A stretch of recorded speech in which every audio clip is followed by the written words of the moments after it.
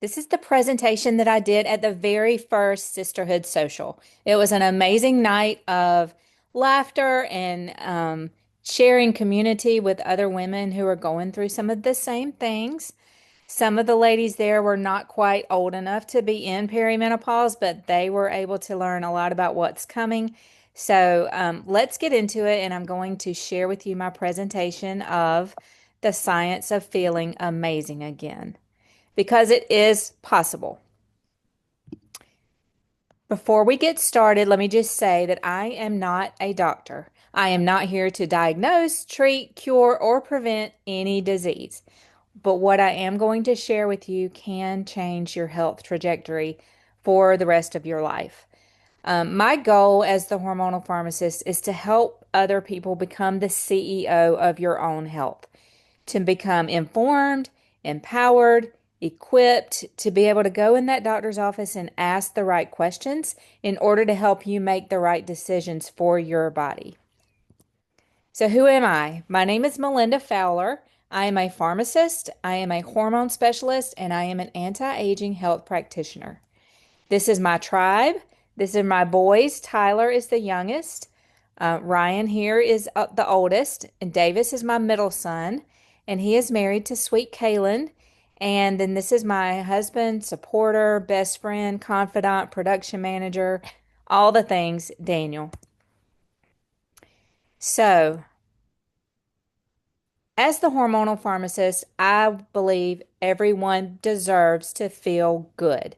My mission is to help people to get traditional medical therapies in line with holistic and functional therapies in order to be able to truly love the girl in the mirror.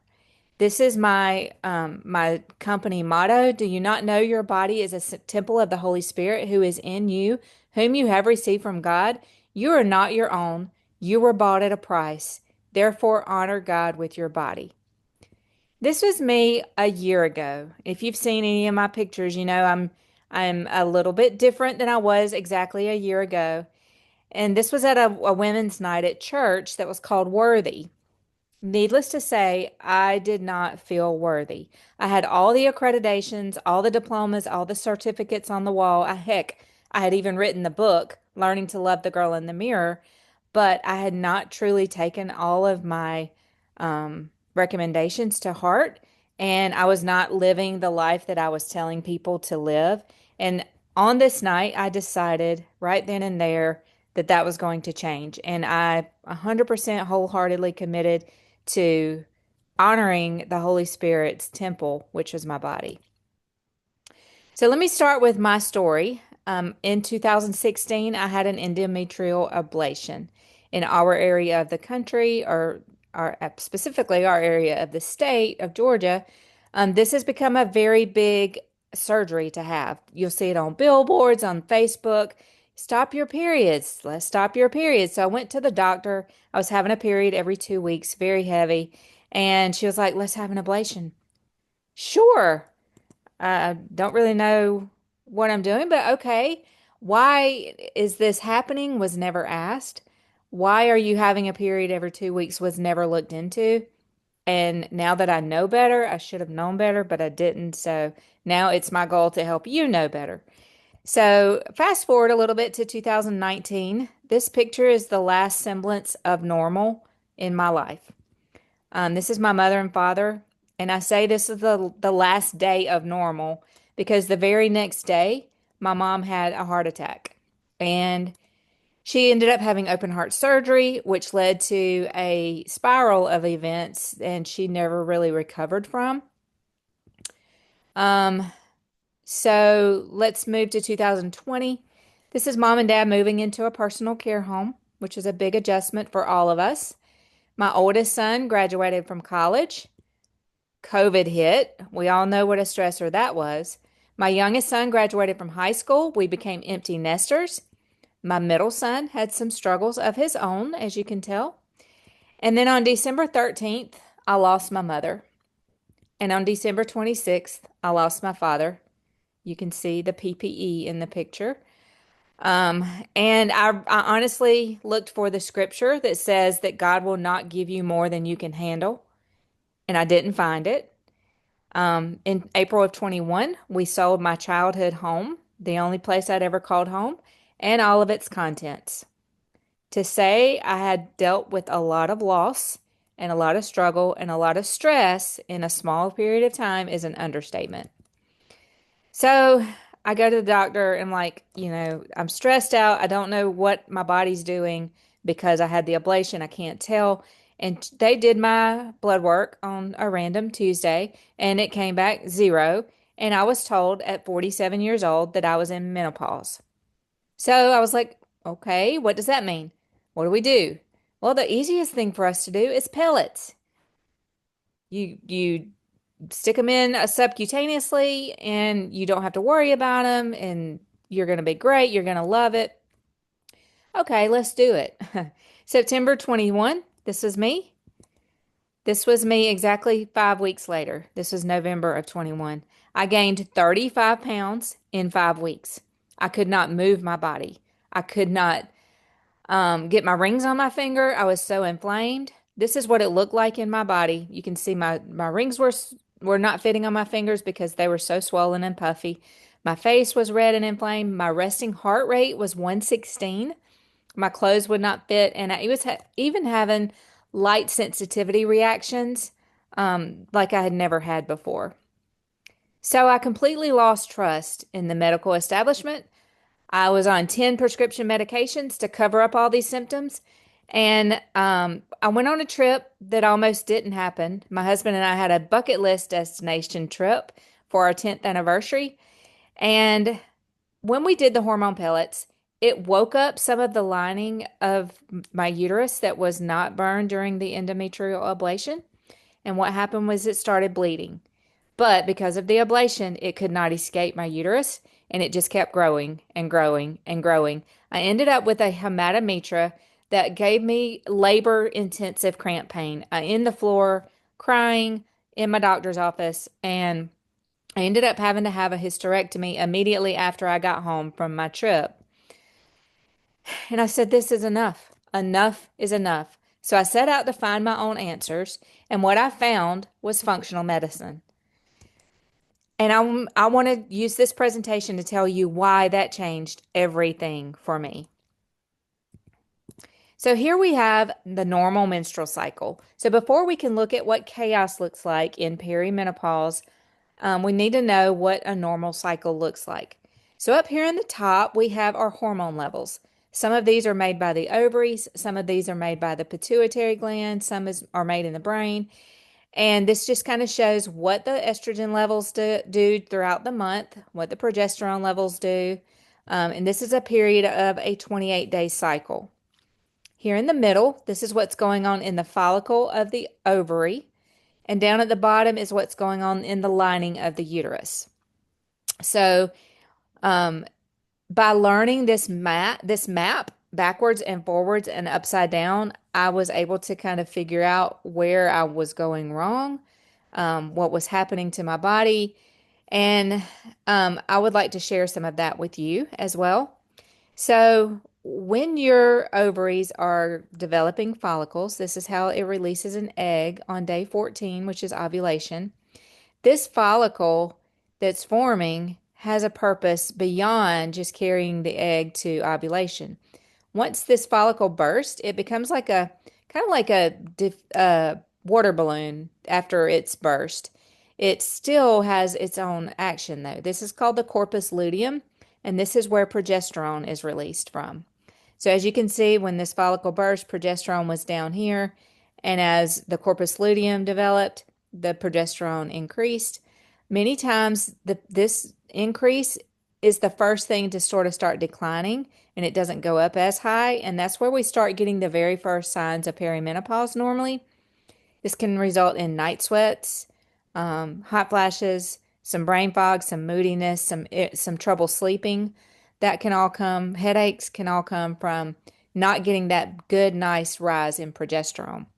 So just know that there are a lot of little nuances about the menstrual cycle map that you can use to, even when before perimenopause, when you're a normal cycling female, you can use sort of the cues that happen in our body to your advantage. There are times during the cycle when it's better not to exercise as heavy. There are times in the cycle when you exercise heavy is great for your body. You can learn how to eat for each phase of your cycle and all that. It's called cycle syncing, and that's for another presentation. I just wanted you to know that that exists. All right, so here's what happens a normal 6 month cycle in premenopause. This is your 20 to 35-year-olds that are cycling pretty much regularly every month. The hormones kind of pulse in a nice rhythmic fashion, up and down, up and down. And then somewhere about 10 years before you stop having a cycle, this is what it looks like. And it's kind of humorous to look at it this way because it looks like a roller coaster, but that's literally what it is. It's the perimenopause roller coaster. And this is what it can feel like. I'm in a pretty good mood today. Do not talk to me. Why are you yelling at the cat? Girl, I'm hot as hell. Jesus, I'm freezing. I can't sleep. Oh my God, I can't wake up. Starving. I'm nauseous. I just want a glass of wine. Oh, I hate the way wine makes me feel. I love my husband. Please stop breathing around me. My face is breaking out. My scalp is flaking off. I'm missing my period. Now I've been bleeding for 2 weeks. My boobs hurt. Girl, my boobs are gone. My pants don't fit. Why are you still fighting that zipper? God, my skin is dry. Why am I crying? I can't poop. I can't stop pooping. I just got all the house cleaned and now I want to burn it down. So if that sounds familiar, yeah, you get it. And then we get to postmenopause, and this, like I said, can be 10 years of this before we finally get to calm down to this. But it's no less important for us to support our hormones during this phase as it is during this phase. In fact, it's probably even more important. So let's get into why. So here is a woman's life in hormones. This is from age 25 to 75, and this is just a general guideline. It's individualized for every single person. But what I want you to notice right here is the first hormone to start to decline is progesterone. Testosterone does kind of a gradual, very gradual decline over a longer period of time. So a lot of times testosterone decline is not as pronounced as this progesterone decline, and definitely not as pronounced as this estrogen mess that's going on. What I want you to see in this image is right here when estrogen starts plummeting down below the level of testosterone. This is when you start to see hair loss on the scalp, hair growth on the face, hormonal acne coming around the chin and the jaw area, um, belly fat not being able to be dismissed as easily. Also, you can see this drop in melatonin. You may start seeing trouble sleeping, trouble staying asleep. This can also come from this drop in progesterone. It's just a multifactorial symphony of hormones that when they're all working together in the right ratio, in the right balance, it can be beautiful. But when they're not, it can be a train wreck. So we want to avoid the train wreck at all costs for our sanity. So if any of this looks familiar, you may be on the hormonal roller coaster of perimenopause. The average age of menopause is 51 currently, and it can start as early as 45, and symptoms can start as early as 10 years before that. So if you're age 35 and you start getting some of these symptoms, it's time to start keying into root causes of what are driving these symptoms. Don't just take a prescription from your doctor. Yes, take the prescription if it helps you get through the symptom, but look for that root cause. Always look for why it's happening. Take my word for it. I have a symptom checker on my website that you can go to sort of see some of the top symptoms, but we're going to talk about them right now. All of a sudden, everything is like sweat, head, underarm. I felt my heart racing. I could hear it in my ears. I'm like, what is going on? Like, am I going to pass out? What's happening? And the sports guy goes, hey, maybe you should get off the set and just like sit this one out. And so he walked me off the set and I went to the ladies' room and I just literally just hit the floor and everything cool. I needed my body to touch everything. My face, my cheek is on the disgusting bathroom floor. I got up 20 minutes later, fine, go home, talk to my therapist about what had happened. And she's like, you're really anxious. You've gone through all this stuff, maybe Lexapro. So I started that. And I'm like, I'm not really an anxious person. Like I'm hyper, but I'm not really anxious. I did blood work eventually. And I got a note in my patient portal that said, in menopause, any questions? That was it. So helpful. Dot, dot, dot. In menopause. Any questions? Like, let me know if you need anything. And that's often how it happens. By the way, that is Tamsin Fadal. She is a journalist that has recently written a New York Times bestseller called How to Menopause. If you haven't checked it out, I highly recommend it. It's sort of like the Menopause Bible.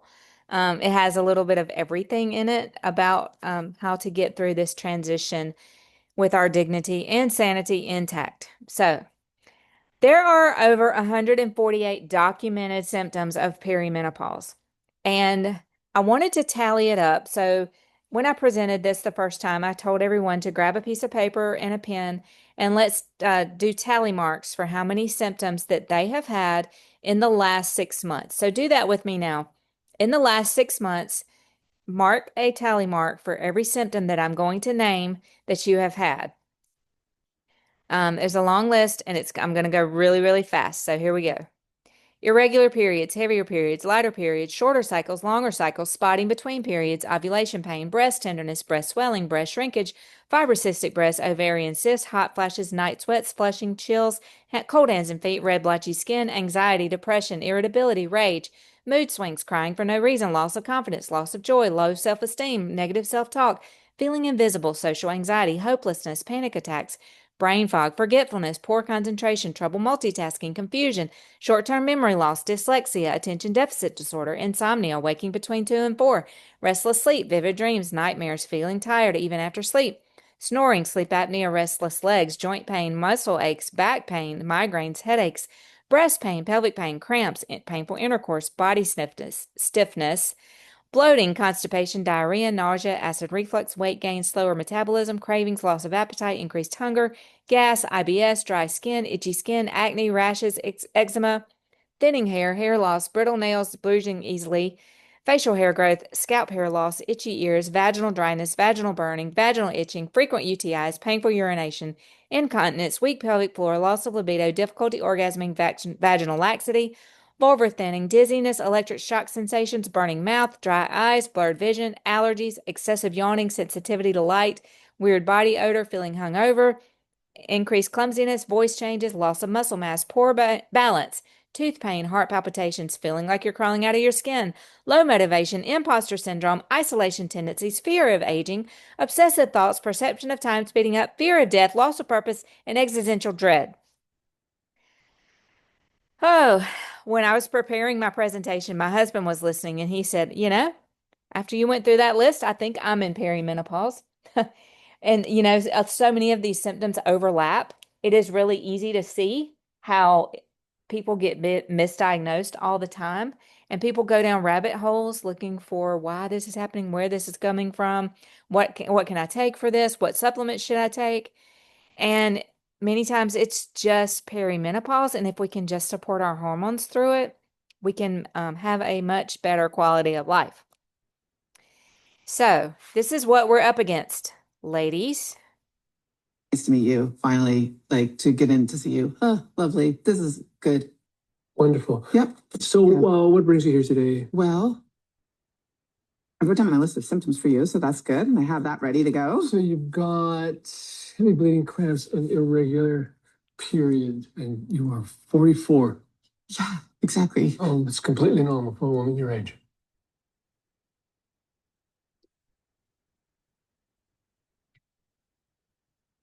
Okay. Thanks for having me.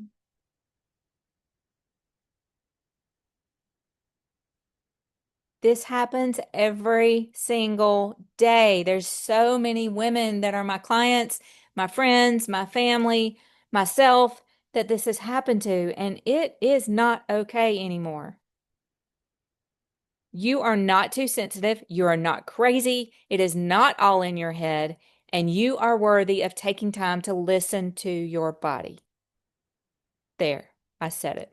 Okay, so we're going to go through some hormones, the chemical dream team, if you will. We're going to do this really quickly. I just want you to know what they are. Estrogen is what makes you a woman. Estrogen is great when she's in balance. When she's off, everybody around is going to know it. She helps support your mood, your skin, bones, brain, heart, keeps your vaginal tissue happy, all the things. Progesterone is the calming, the happy, the keep calm and carry on hormone. She helps you to sleep. She helps with anxiety, and most importantly, she balances estrogen. When she's in sync, you're happy, you're sleeping well. When she's not, you can have anxiety, hot flashes, night sweats, heavy periods, text raging at 1 a.m., all the things. I like to say that estrogen is what makes you a woman and progesterone is what makes you Wonder Woman. Then we have testosterone. She's big and bold. She brings the confidence, the muscle tone, the libido, the energy. If you give her too much, she will fight you. If you don't have enough, she won't have enough energy to fight you. So, all these hormones is just all about balance. It really is. Melatonin is your sleeping beauty. She's what helps you go to sleep. When melatonin is off, that can sort of signal that there is a cortisol issue. So it's just a little bit of our functional medicine secrets. Thyroid is your metabolic thermostat. This regulates your energy, your temperature, can regulate mood, hair loss, weight gain, whether you have cold hands or feet, all those things can also be a big contributor to anxiety and racing heart palpitations. DHEA you can think of as your backup battery. DHEA is made by the adrenal glands. So when your ovaries start declining in their production of estrogen, testosterone, DHEA sort of takes up that slack. She's also the fire alarm to cortisol's fire. If cortisol is, let me say it this way, if cortisol is the fire alarm, DHEA is the firefighter. So cortisol is the gas, DHEA is sort of the brakes. You need both of these in balance. However, if your cortisol is constantly raised and DHEA constantly feels like she's got to put out fires, she's eventually going to decline. So, oxytocin is your connection hormone. If 20 men were to walk in the room all at one time and one of them was my husband, I would look at that one and not the other 19. That is oxytocin because we have a chemical connection that my brain likes when I see him. So, insulin is the sugar traffic cop. Insulin is a storage hormone also. Insulin helps to provide blood glucose when cortisol needs it, and that's another kind of deeper discussion. Just know insulin, sugar, traffic cop. Cortisol is here to save your life. Cortisol helps that fight or flight response in your body. Cortisol runs the sympathetic nervous system. She is what's going to get you going and keep your body alive if you have to run from a bear. So, high cortisol, you're going to have anxiety. This is where you're going to have belly fat that's going to start to accumulate.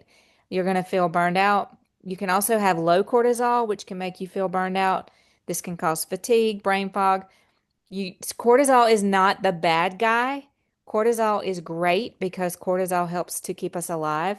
However, a lot of times our stress response can't tell the difference in needing to stay alive and run from a bear and needing to get through this work day. So, the hormone hierarchy, does it matter who's in charge? Yes, it does. Who's bossing who? So at the bottom of this triangle, this is our foundation. This is who is most important for us to get regulation of in order for all the other tiers above that to be foundationally set. And if you think it's estrogen and progesterone at the bottom, you're not correct. This actually insulin and cortisol. So if we can't get our insulin and cortisol balance under control, we are never going to be able to balance the rest of this triangle that's sitting on top of that foundation. Next, you have DHEA and pregnenolone. These are like mother hormones from which our other hormones are made. You've got oxytocin in there, melatonin and thyroid. And last but certainly not least is estrogen, testosterone, and progesterone. So if you go to the doctor and you say, I think my hormones are off, and they slap a prescription for a patch, and they don't talk about all these other layers, you need to question how good of a result you're going to get with that. Because you can slap a patch on, but it's not going to help the underlying fundamental processes that have to support that. So, this pathway looks very confusing, and there's a lot of big words on here, but this is one of my favorite ones to show. So, cholesterol is where we make all our hormones from. From cholesterol, it goes down to this mother hormone, pregnenolone. She goes into progesterone. She comes over here to testosterone, which goes down here to estradiol and all your estrogens. But look at this little side pathway right here that goes to cortisol. You see that? Remember what I said about cortisol? Cortisol is what's going to save your life. So your body is going to prioritize this pathway when you're under a lot of stress versus these pathways. It doesn't care if you can make a baby. It doesn't care if you're having sex. It doesn't care if you have breasts. It wants you to stay alive. So all of these things are going to shunt toward cortisol in the face of high stress. So if you want to balance your hormones, you have to get your stress under control. That cannot be overstated. So there's the cortisol. It doesn't care about progesterone, testosterone, or estradiol if you're having to run from a bear.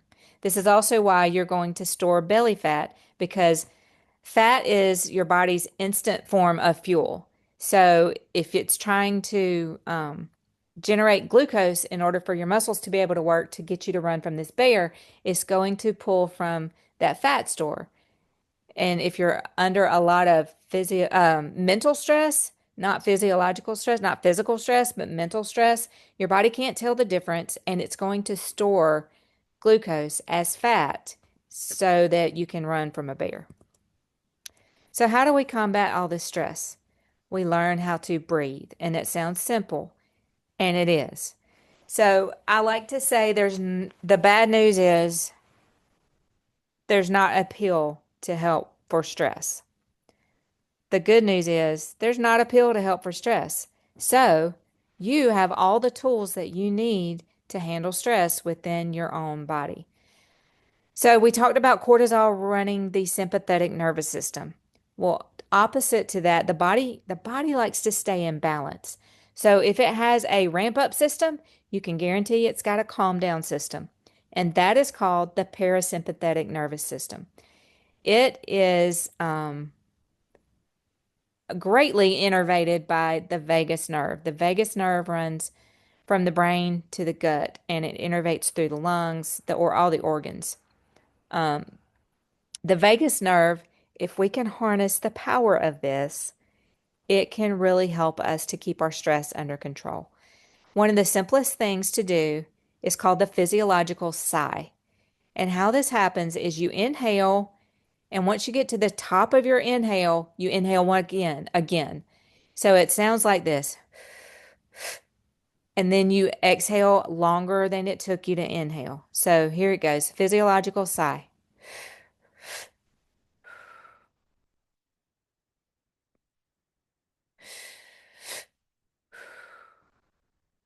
Like that. I hope you can hear me. I can't tell. But Andrew Huberman is the one that has really dialed into studies of the physiological sigh, so you can look that up on Google. There's also called box breathing. You can take yourself from a very heated, high respiratory rate, high heart rate, down to a graduated, um, down to a gradual regulated heartbeat and respiratory rate by doing box breathing. And what this looks like is inhale for 4, hold it for 4, exhale for 4, and hold it for 4. That's a simple box breath. Once you get your heart rate down a little bit and you can get into a regular rhythm of box breathing, then you can move into 4-7-8 breathing. And what this is inhale for 4, hold it for 7, and exhale for 8. Inhale for 4, hold it for 7, exhale for 8. The idea here is to hold it and exhale longer than you're inhaling. And this helps to bring your parasympathetic nervous system back down to a grounded, level-headed, calm space. All right, stress and immune live on a seesaw. So when stress is low, your immune system is going to be high. It's going to be able to protect you from pathogens and all the things, bacteria and viruses and COVID. And when stress is high, your immune system's going to be low. We saw this in COVID when people who were under a lot of stress, whether it was mental or physical, had trouble with COVID, obesity, COPD, chronic stress, chronic anxiety. Those people had a lot of trouble fighting off COVID because their immune systems were on the seesaw with stress. Okay, gut health is so super important. And someone very unfamous said, you cannot truly balance your hormones until you heal your gut. And that was me. I had a patient come to me and say, I need you to help me balance my hormones, but do not tell me to change what I'm eating. And I simply looked at her with a smile and a pat on her shoulder. And I said, when you get ready, let me know because I can't help you. And that's honestly true. If you want to balance your hormones, you have to heal your gut. Let's look at why. All right, 70% of your immune system lives in the gut, and your gut and brain are on a group chat constantly. However, I used to think that surely the brain has more control of the gut than the gut of the brain.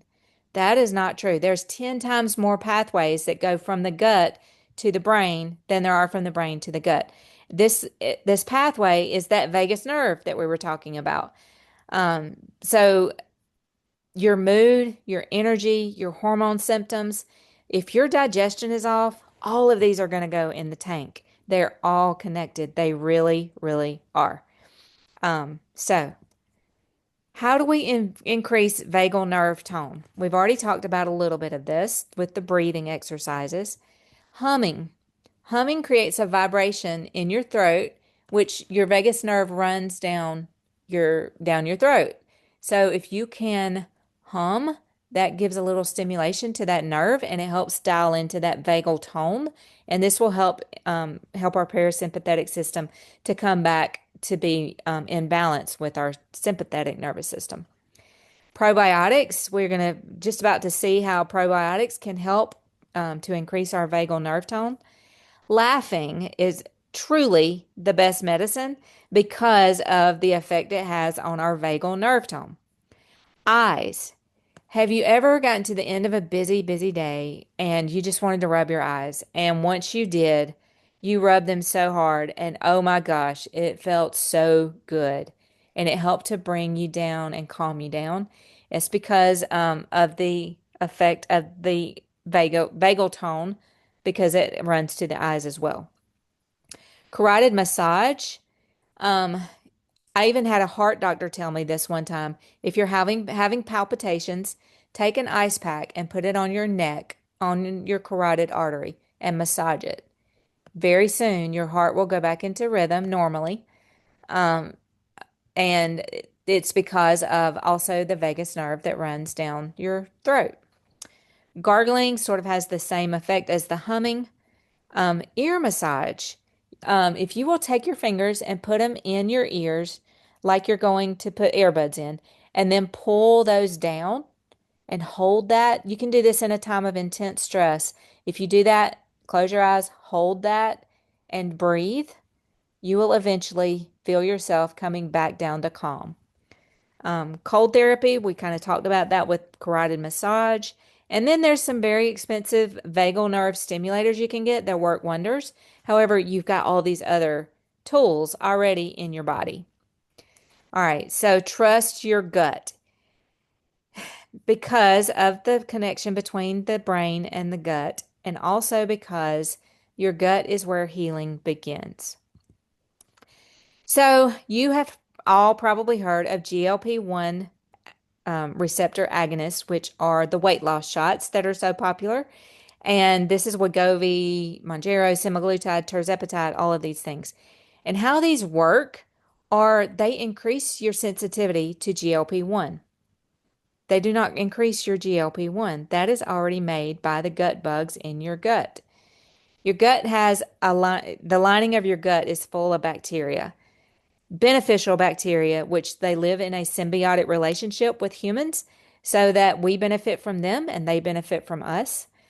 But the GLP-1 shots increase our sensitivity to GLP-1.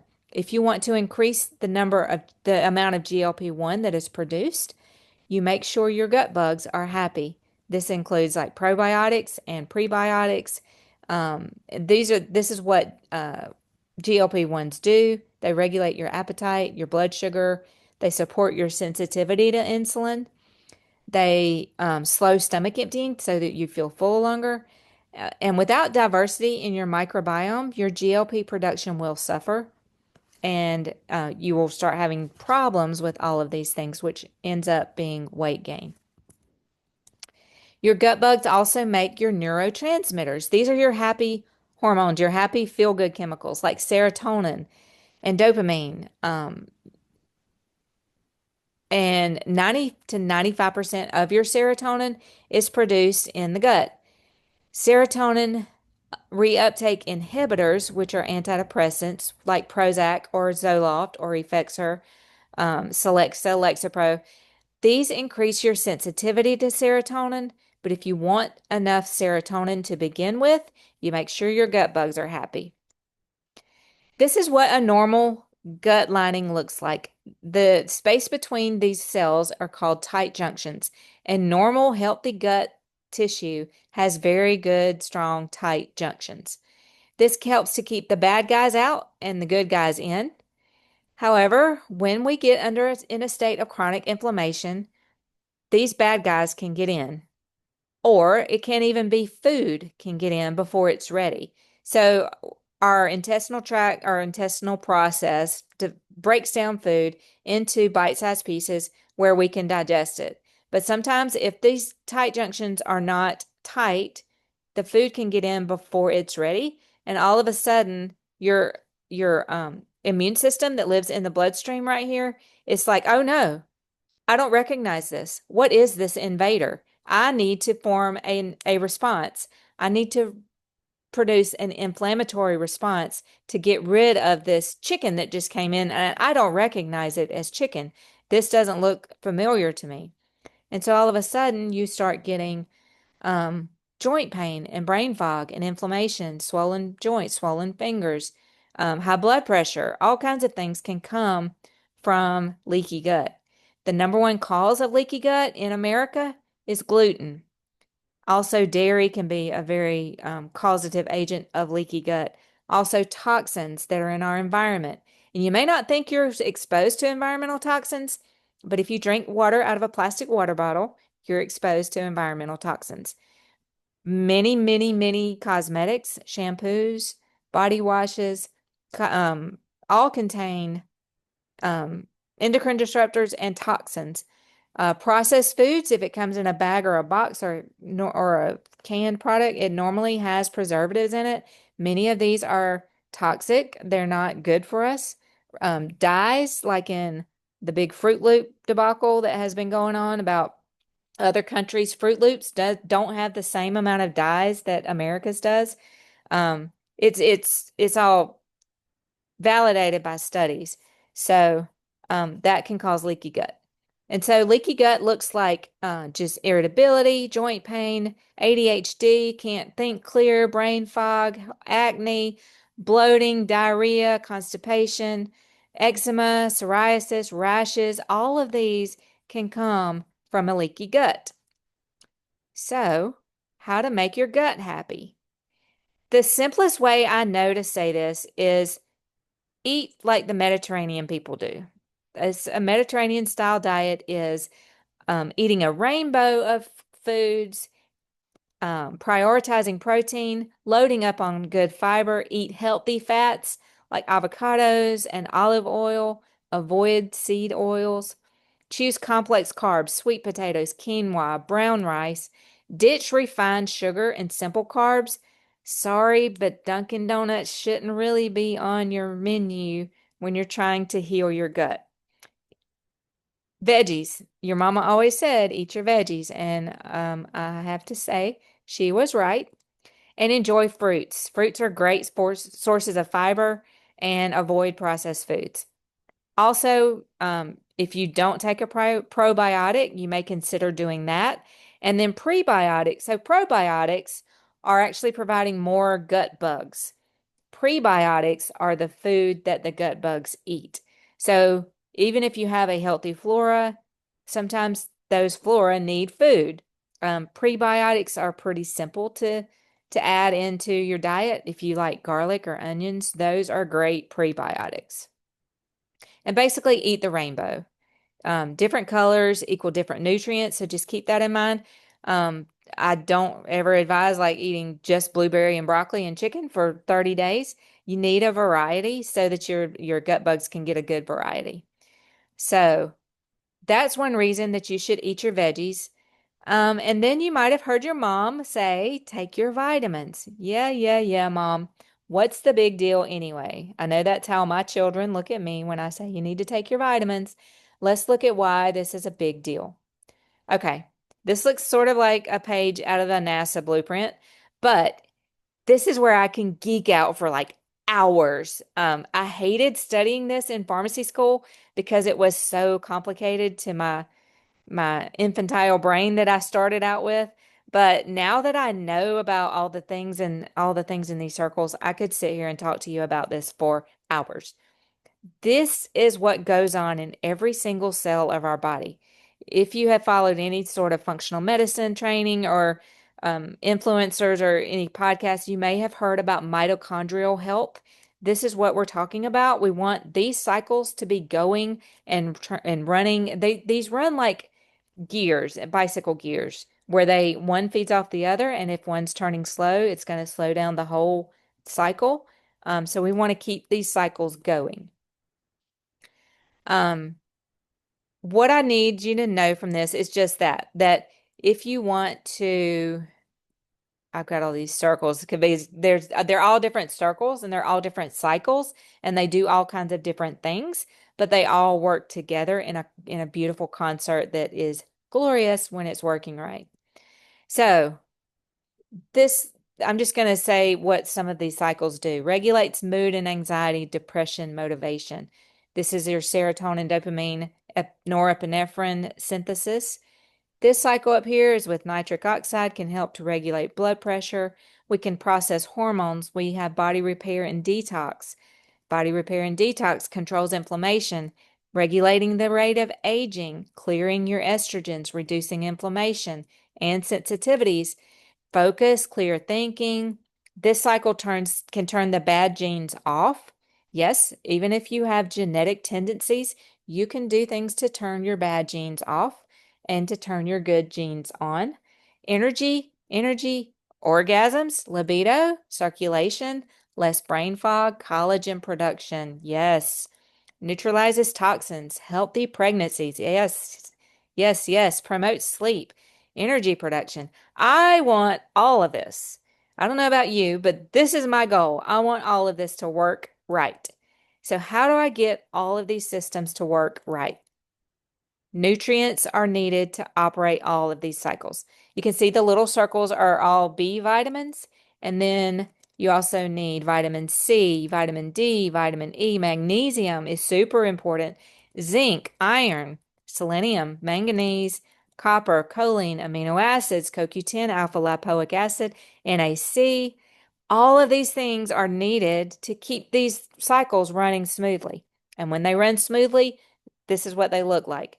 You can sort of think of vitamin D as a master switch that kind of turns all of these. And what runs the gears? What actually gives them fuel? Hormones. So, when we start entering into perimenopause, our hormones start declining.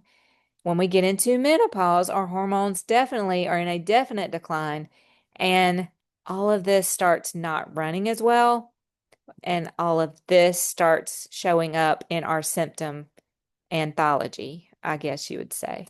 Um, so this is the basis of anti-aging medicine learning how to operate these cycles to their maximum capacity. Um, and also learning the correct way to replace your hormones so that all these cycles can run optimally.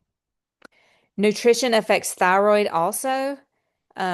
If you look over here on the right-hand side, it shows you all of the nutrients that are needed to take this inactive thyroid hormone that's released by the thyroid gland and turn it into active thyroid hormone. So T4 is made into the active form of T3, and then it's moved into the cell. However, if you don't have adequate nutrition, This T3 can kind of hang out in the bloodstream and never get pushed into the cell.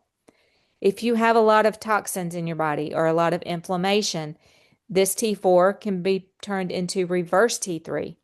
Reverse T3 blocks the binding site on the cell. So it comes down here and it sits right here so that this active T3 can't even get in.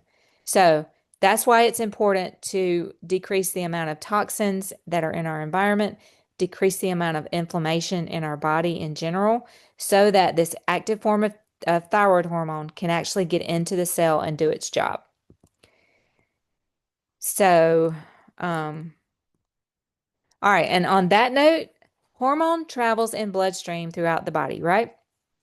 So you got these triangles, these are your hormones. This is your endocrine cells secreting hormones, your ovaries, your adrenal glands, secreting hormones into your bloodstream. And our goal is to get these hormones into the target cells that have hormone receptors, which, by the way, you have estrogen receptors all over your body. That's why when you start declining in estrogen, you get urinary symptoms and bone symptoms and heart symptoms and eye symptoms. All of these tissues have estrogen receptors in them. And so when those levels start declining, you start showing up with symptoms. Okay, so when you do a blood draw, I'm sorry, when you do a blood draw to test hormones, you're testing what's flowing through the bloodstream, not what's getting into the cell.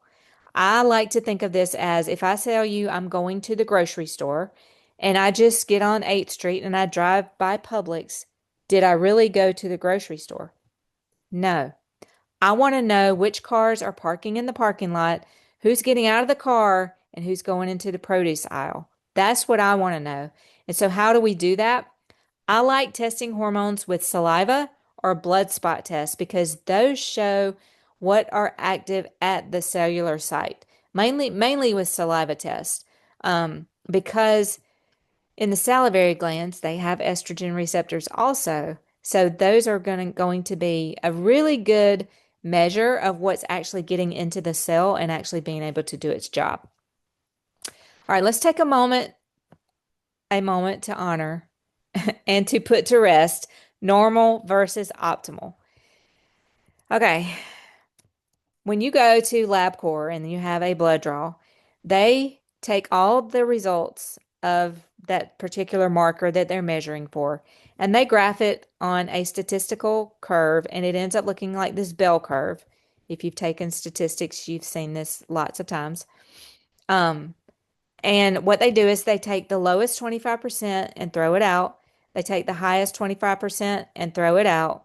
And what you're left with here in the middle is what they consider normal. All right, let's think about this though. How many highly trained athletes that exercise a lot and eat very healthy are going to be testing their fasting glucose or their fasting insulin? Unless they're having a problem or an issue, they're not going to be the ones in the lab giving their results to this bell curve. No, these are going to be people that they're looking for something that's wrong, people that are insulin resistant, people that are having pre-diabetes, people that are having blood glucose issues. And I'm just using glucose as an example here. But with our standard American diet and people that would be having issues with that, do I really want to fall into the normal range? I don't, and I don't want that for you either. So that's why I say take normal versus optimal with a grain of salt. There is a very big difference. So when your doctor says your labs were normal, normal compared to what is what you should ask, because normal and optimal are two very different things. So show me the magic.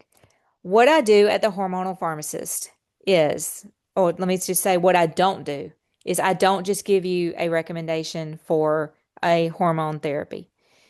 Because, like I said, if you don't have the foundations of the triangle in place, putting a hormone on the tip top of the triangle is not going to do a whole lot. Sometimes it can make things worse.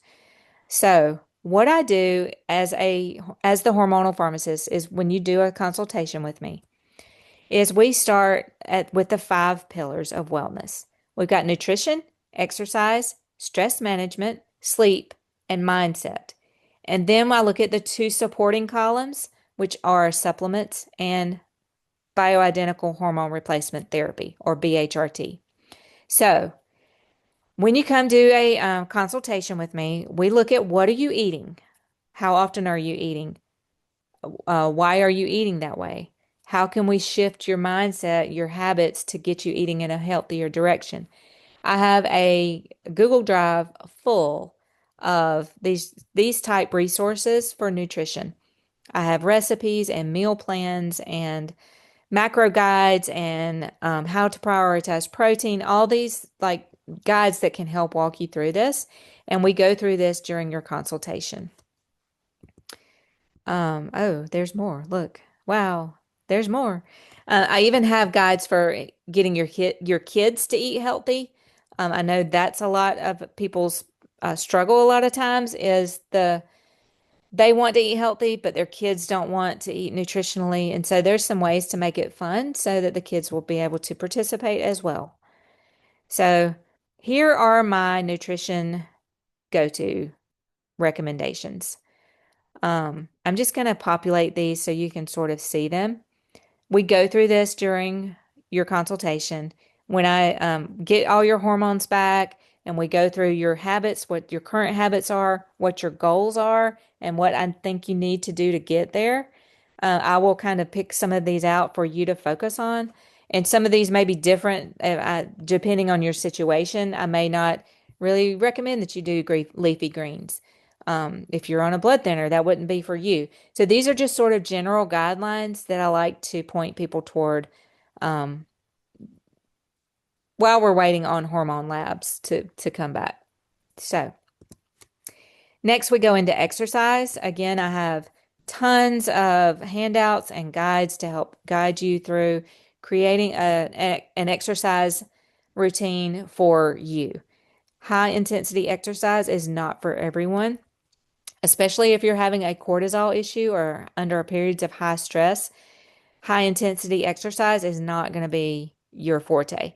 You're going to want to dial into like the yoga and the Pilates and some of the more mind calming things. But in general, these are my recommendations for women who are in the heat of perimenopause for exercise. Strength training is very important for building muscle and protecting your bones. Walking daily or doing some sort of getting your heart rate up a little bit. I like to play pickleball, which is a little more intense than walking sometimes. But pickleball has been my exercise of choice. It has become my avenue of stress relief, a community. I've made some great friends through pickleball, and not saying I'm recommending that for you. Just find something that you enjoy doing so it doesn't feel like exercise. Um, and then restorative movements, avoid overtraining, pelvic and floor focus, mobility and flexibility. Then there is stress. And like we've already said, stress is so important to helping you balance your hormones. And I call it stress here, but what we go through in our consultations is reframing this to know that stress is not all bad. Stress can be very beneficial. What we have to do is make it more emotional flexibility so that we're able to, when periods of high stress do come, that we are more flexible emotionally so that we don't like freak out about it. Because our body responds physiologically to anything mentally. You can't separate them, they're all connected. So these are just a few examples of the guides that I have in my Google Drive that I will share with you when we go through your consultation. I'll point you toward the ones that I think would be beneficial for you. And then here are just my general stress guidelines. Again, this is going to be different for everyone. That's why it's called personalized medicine, which is the beauty of it. But it's also the holistic part of it that's a beauty as well. That you see none of these things come in a bottle except the magnesium and the adaptogen supplements. The rest of these things are all things that you have at your fingertips. Sleep cannot be underemphasized, cannot be sorry, sleep cannot be overemphasized. It is so super important. Like my sleep schedule has become my non-negotiable. If I'm at a party and it gets to be 8:30, I'm looking to say my goodbyes and get out the door because I have prioritized my sleep time. Um, During periods of high stress, sleep becomes very, very hard sometimes. And I have this great sleep gummy supplement that has a little bit of melatonin and some passion fruit and some lemon balm things that kind of help just to kind of calm your mind and get you to go to sleep. And then these are some of my other guides that are in my Google Drive. Here are my general recommendations and my guidelines. We go through these in your consultation, but this is what I recommend to help with sleep. Notice there are no pills. It's beautiful. Other than my little sleep gummy that I sometimes take, there are some calming supplements here you can take, but I generally do not recommend prescription sleep aids because of the side effects and the lingering effects that they can have. Uh, yeah. All right, mindset. The most important of all of these is mindset.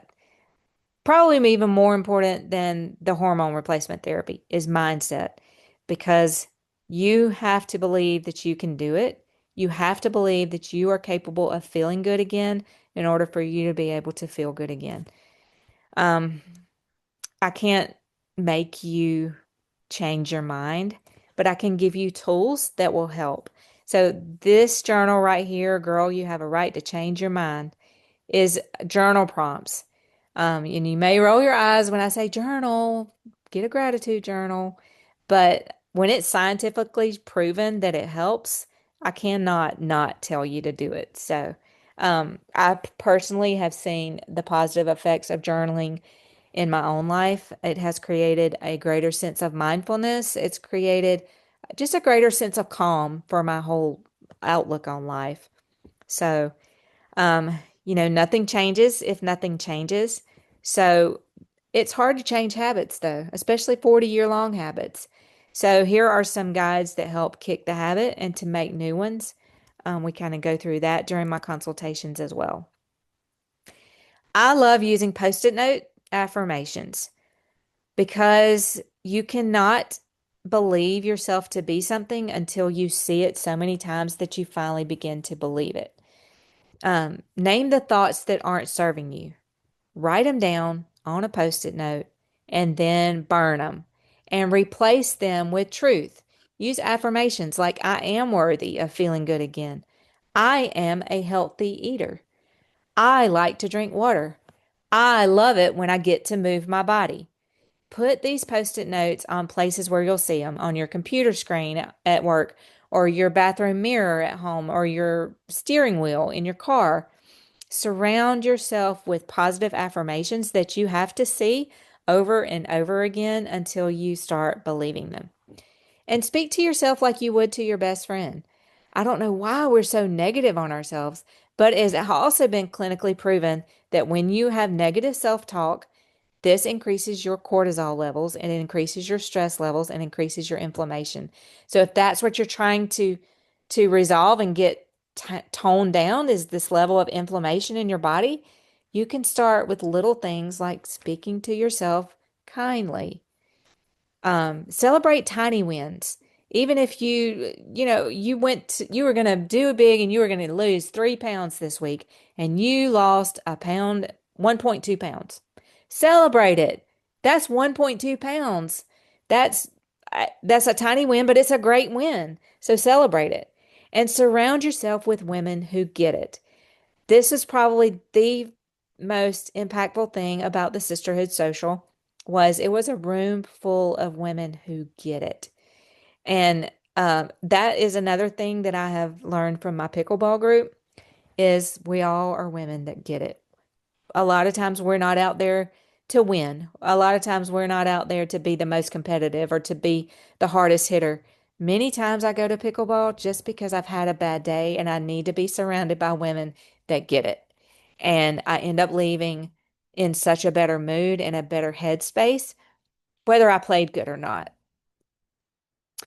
Then we have a little bit of magic in the bottle called BHRT. This is bioidentical hormone replacement therapy.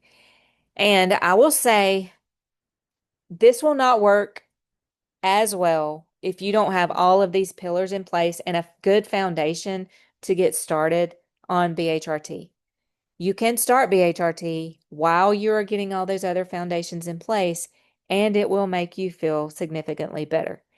If you are on this perimenopausal roller coaster and your body is truly screaming for hormones like you feel like it is, if you start BHRT, you will get better. I will say also, implementing BHRT is a process. It's not, here's your dose, this is what you should be on, this is what you're going to be on forever, and have a nice day. No, it is, let me test your hormones. Let me see where you're starting. Let me see if this is a good starting point for you. We may have to adjust it. We may have to change it. It's going to take about 12 weeks for you to be on this, for you to really see its effects and really see if this is the right dose. So just know going into starting BHRT, it is not one size fits all. It is not, um, it's a practice. It's an art. It really is an art.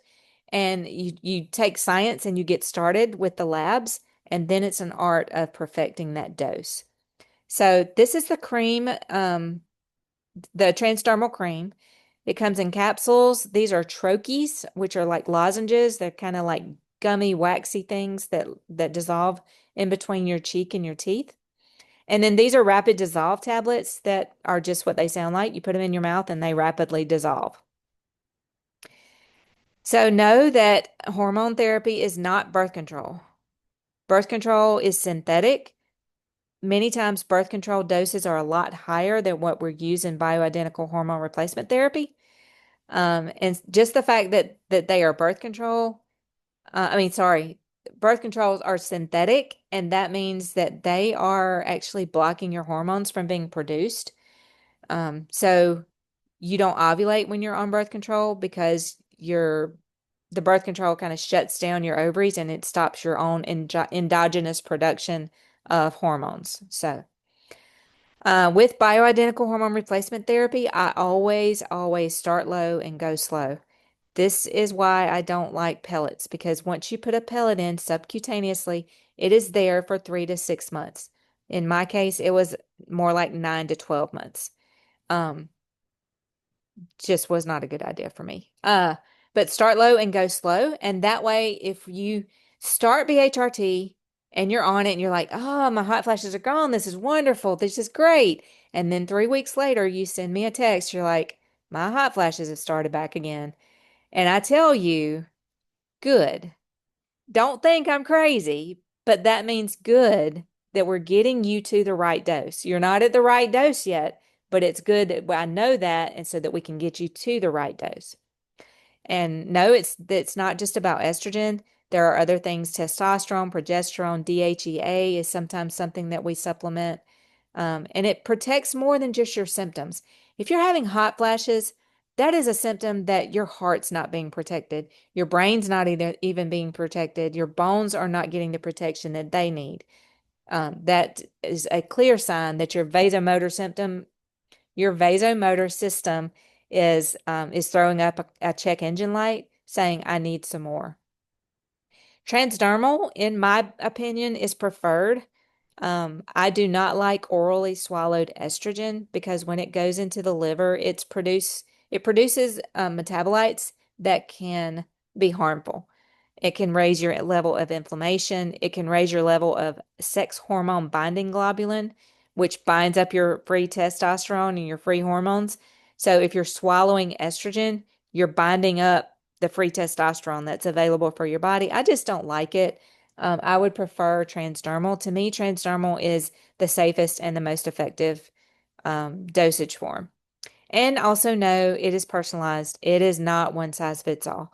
Everybody's body metabolizes things different, absorbs things different, and eliminates things different. So, work with a good a healthcare provider that can walk you through this transition.